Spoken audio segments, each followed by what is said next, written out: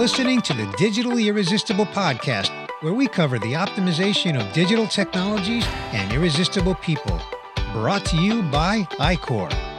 Each episode features someone who sheds a little more light on the ins and outs of delivering a great employee and customer experience that has a measurable impact on the business.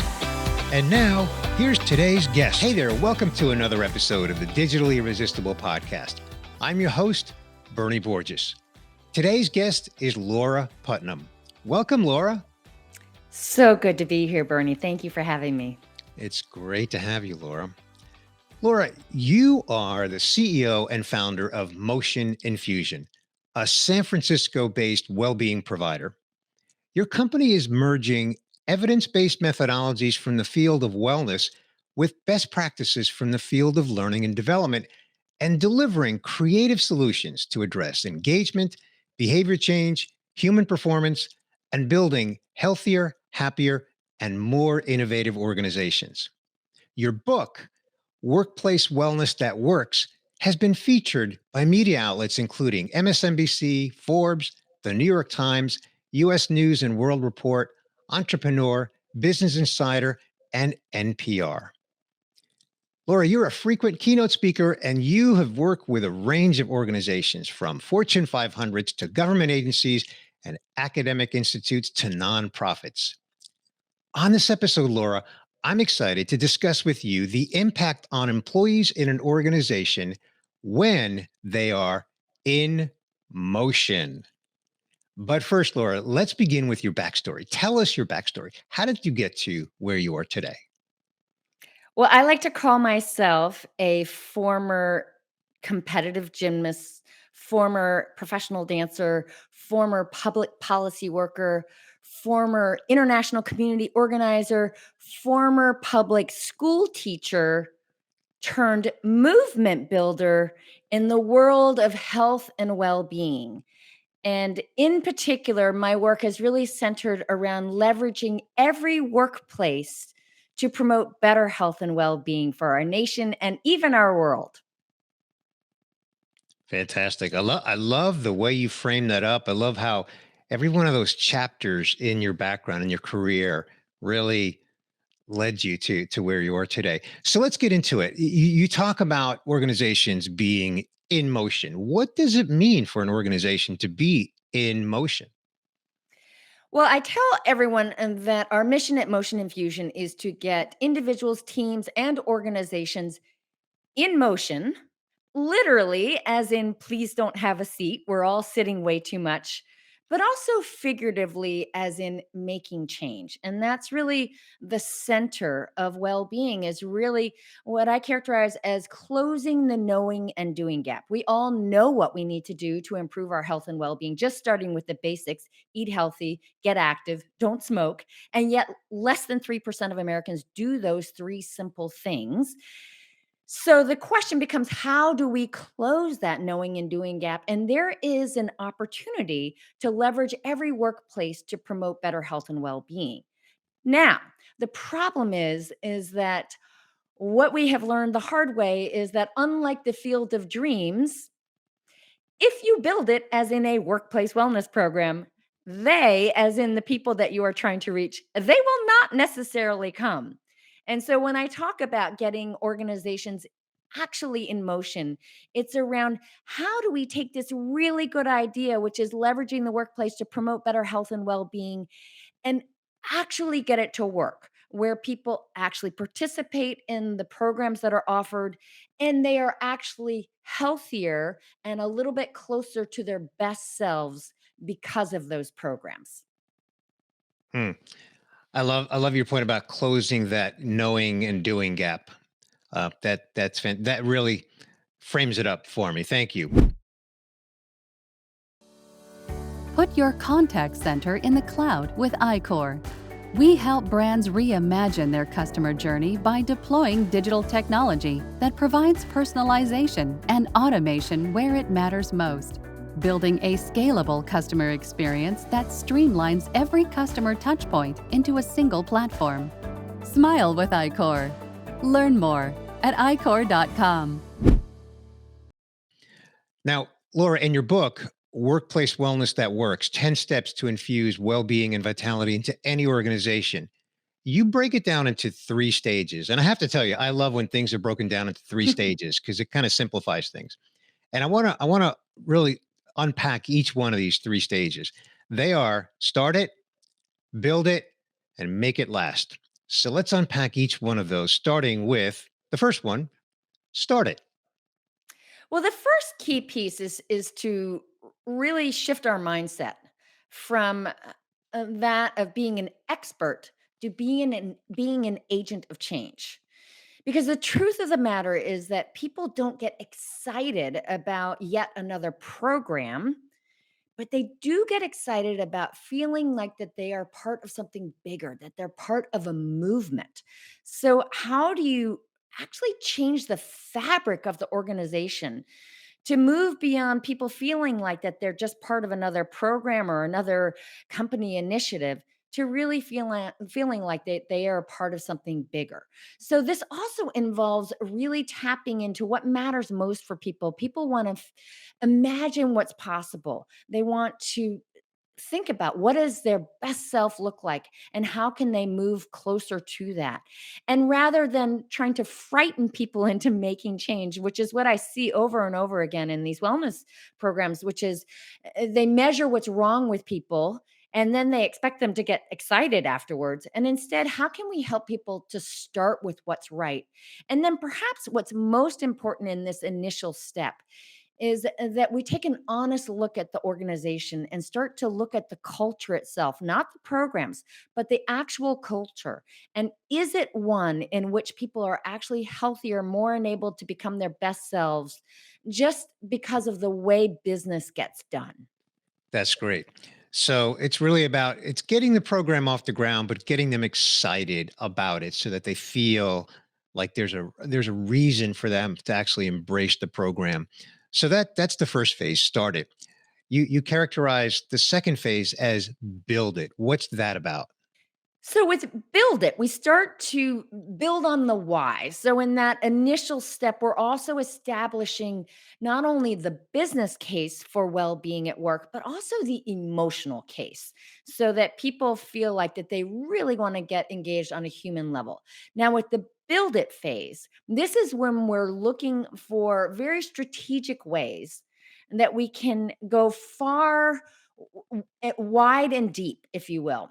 So we want to get every department involved, not just HR, but we want to get everyone involved and we want to get everyone involved on all levels from top leaders to all the employee to the larger employee base to also getting that middle level, those managers. And that's really been a piece that I've really focused in on, which is that middle layer. And then we also want to look for clever ways to engage people in this movement. And so this is where I talk about this idea of going stealth. So instead of calling it wellness, call it anything but, because the moment you talk about wellness, people will run away. They'll think it's not important. They'll think it's outside of the work that we do. And then you look for opportunities to integrate it into other initiatives, things like leadership development or safety or even onboarding. These are all, quote, stealth opportunities. And so when you incorporate it into these other initiatives, and then you use language that might be more appealing to people. So things like energy. Do you have the energy that you need to be an effective leader and build a high performing team, for example? Or things like sustainable engagement, or things like building a winning team. These are the kinds of things that really appeal to people and feel like they're more important right here, right now. You know, Laura, at ICOR, we have a slogan that we use internally across our 37,000 plus employees, and it is be more with ICOR. And it has multiple meanings, right? It's be more as a person, it's be more in your job, grow, growth and development. So I feel like we've captured that emotion in that slogan, and it's everywhere on everything that we communicate internally. I love that be more with ICOR. And if you're making an effort to try to promote the health and well-being for everyone in ICOR, then I would really encourage you to connect it with that, because that's something that emotionally resonates for people. Yep. Yep. The third phase is making it last. Now, on the surface, I can understand what those words mean, but give us the context. What does it mean in the context of this whole program? Well, on a very simple human level, I think a lot of us, we decide that we're going to improve our health and well-being. This is probably the most common New Year's resolution, which is I'm going to go to the gym more, or I'm going to change my diet. I'm going to stop drinking soda. And we get really excited about it at the beginning. And maybe we even kind of create a plan for it. And then by March, at best, we've moved on to something else. Yep. So, in this third phase, this is really around how does the organization create a sustainable movement that's not only exciting at the outset, that not only gets everyone involved across the organization, but really becomes a way of doing business from this point moving forward. So, this is where we really need to start to think about optimizing the environment and the culture to create a new norm, to create a new environment, so that when people come to work, they're just naturally healthier, more enabled to become their best self because they are there. And it's no longer even a conscious process anymore. This is also where you're also really thinking about tapping into those deepest human psychological needs so that people will feel naturally drawn to this. And so, one of the elements that I caution organizations around is to avoid using those extrinsic incentives and instead look for ways to really connect with what matters most. Because while those incentives may at best get people in the door, they will never keep them there. So, what are those key human needs that will keep people there? So, things like feeling a sense of mastery, things like feeling more connected to one another because they're part of the program, and things like feeling like they connect to their deepest sense of purpose when they are engaged in these kinds of programs. Yeah.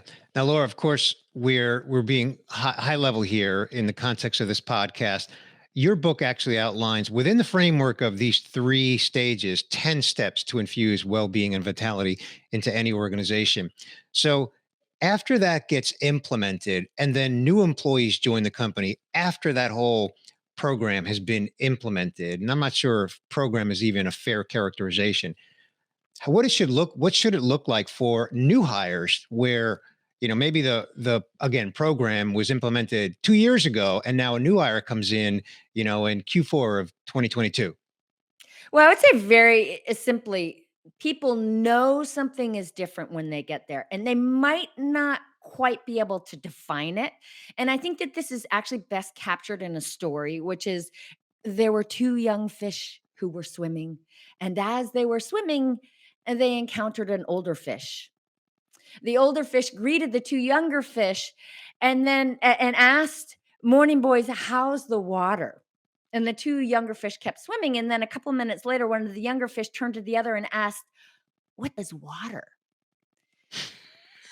So, this is how we might describe culture and environment. It's the water that we swim in. And while we may not see it, much the way these two young fish did not see it, it arguably changes our behaviors in ways that we might not ever imagine.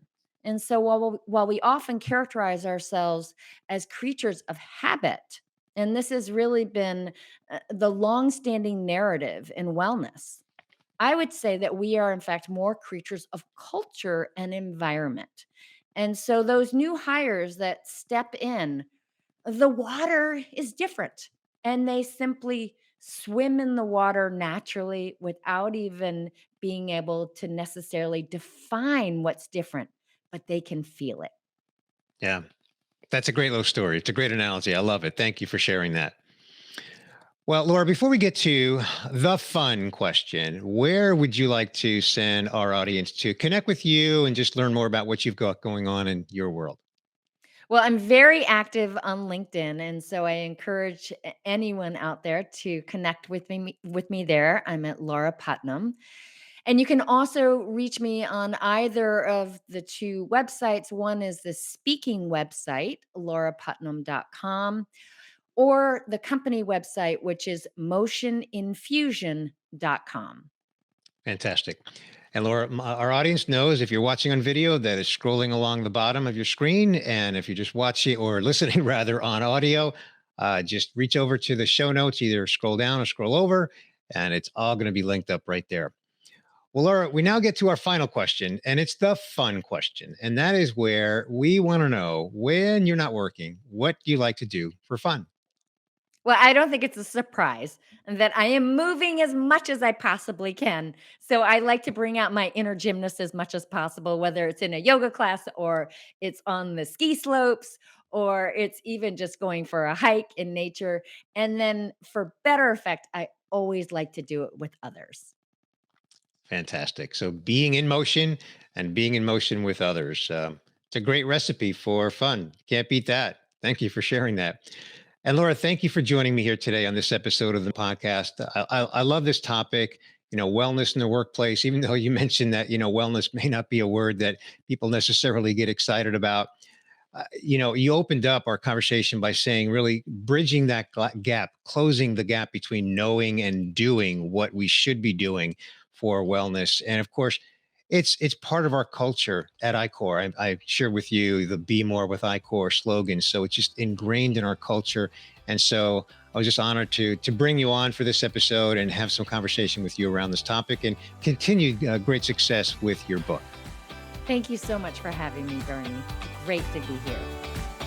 Thanks for listening to this episode of the Digitally Irresistible podcast, where we cover the optimization of digital technologies and irresistible people, delivering a great employee and customer experience that has a measurable impact on the business. Brought to you by iCore. Be sure to subscribe on your favorite podcast player so you don't miss future episodes.